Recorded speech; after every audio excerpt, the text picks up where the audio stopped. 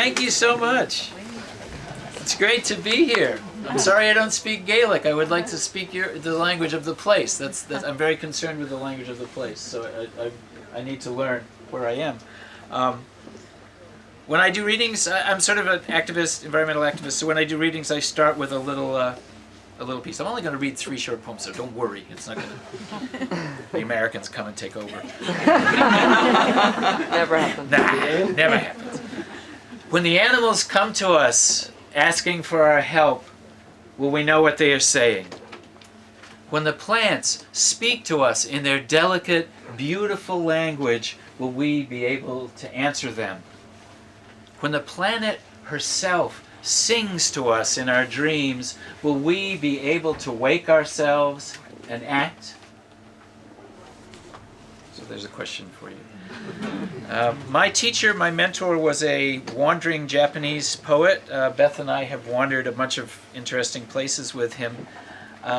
He was in a kamikaze unit in the Second World War, but he was the radar man, so he didn't die. But he was so horrified by the world that he dropped out in 1945 and started walking with a pack on his back, and did that until he was 85 years old. And was a wonderful, wonderful man. So I'm going to read a poem about, well, you'll see what it's about. I'm reading this poem because today is my 65th birthday.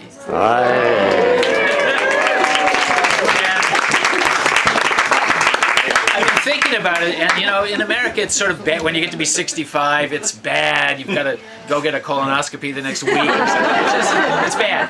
So I thought, where better to turn 65 than in a room full of Irish poets and musicians and lovers of poetry. I mean, this is like heaven. You know, so this is Nanau's poem.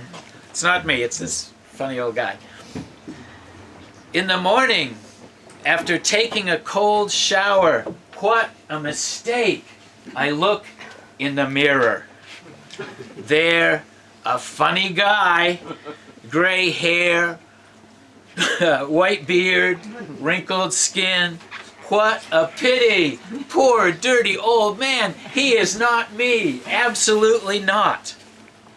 Land and life, fishing in the ocean, sleeping in the desert with stars, building a shelter in the mountains, farming the ancient ways, singing with coyote, singing against nuclear war. I'll never be tired of life. Now I'm 17 years old, very charming young man. I sit down quietly in the lotus position, meditating for nothing. Suddenly a voice comes to me. To stay young, to save the world, break the mirror. I'm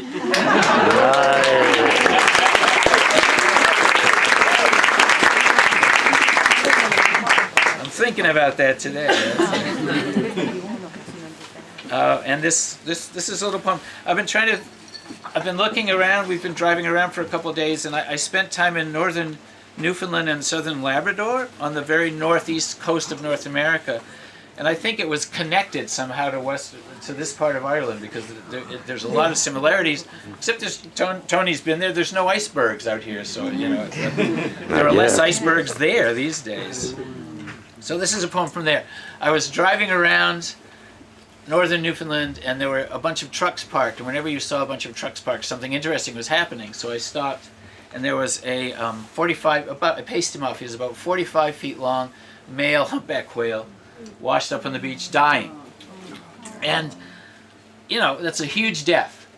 And Americans don't know how to deal with death anyway, any death. So I sat with him while he died, and I figured I'll write this whale a poem and read it lots of places, so this whale will live in a way. He's beautiful. He was really beautiful. So, you are the last whale washed up on a far beach. The waves are pushing against you, pushing against you. Your brothers and sisters are gone. The light is too bright for your eyes. You cannot breathe. This is true. Small children are throwing rocks and laughing, climbing onto your body. You die alone, your ears full of wind.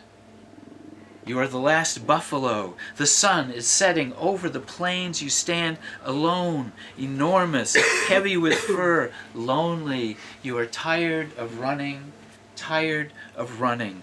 It seems even the earth has turned against you. There is no one to say goodbye.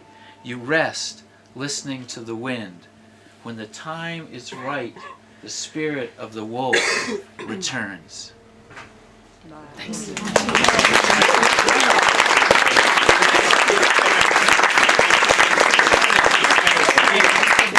We'll be back for more shortly.